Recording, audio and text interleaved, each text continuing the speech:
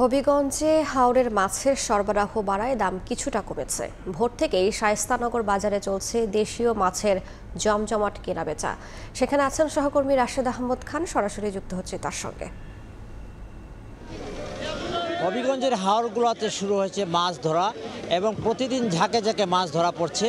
হাওরের যে দেশি মাছ, এই দেশি মাছগুলো প্রচুর পরিমাণে দেশি মাছ ধরা পড়ছে। আমরা দেখেছি যে আজকে শায়েস্তানগর মাছের বাজারে, যে এটি হবিগঞ্জ জেলার মধ্যে সবচেয়ে বড় মাছের বাজার, এই বাজারে আমরা সকাল থেকে ছিলাম। আমরা দেখেছি যে দেশীয় যে তাজা মাছ, এই তাজা মাছগুলো এখানে প্রচুর মাছ এখানে এসেছে এবং মাছ ব্যবসায়ীরা জানিয়েছেন যে মাছের সরবরাহ বেশি হয় এখানে। বাজারের যে মাছের যে মূল্য আছে, মূল্যটা অনেকটা কম।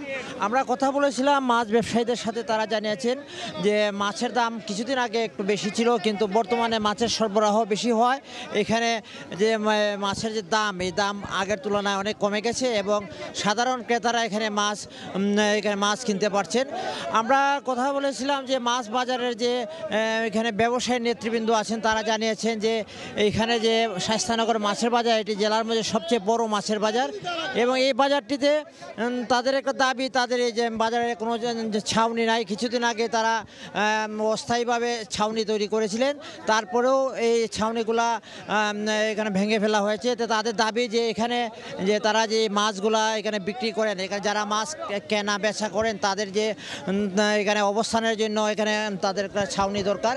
এছাড়াও আমরা মাছ ব্যবসায়ীদের সাথে কথা বলে যেটুকু জেনেছি যে এখানে যে মাছগুলো আসে বিভিন্ন এলাকা থেকে, হবিগঞ্জের বানিয়াচং, আজমেরিগঞ্জ সহ বিভিন্ন এলাকা থেকে এই মাছগুলো আসে এবং এই মাছগুলো এখানে সকাল থেকেই সারা রাত্রে মাছ শিকার করে এখানে যারা জেলেরা আছেন, এই মাছ এখানে নিয়ে আসেন এবং এই মাছ নিয়ে আসার পরে এখানে বাজারে আসে এবং এখান থেকে ঢাকা সহ বিভিন্ন এলাকার পাইকাররা এখানে মাছ কিনেন এবং এই মাছগুলা এখানে নিয়ে যান। এছাড়া আমরা সকাল থেকে দেখেছি এখানে যে দাম কম আসার কারণে, দাম কম থাকার কারণে এখানে যে মাছের যে বাজার মূল্য, এই বাজার মূল্য অনেকটাই কম এবং বিশেষ করে যে খুচরা যে ব্যবসায়ীরা আছেন, খুচরা যে ক্রেতারা আছেন, খুচরা ক্রেতারা এখানে আসেন মাছ কিনতে।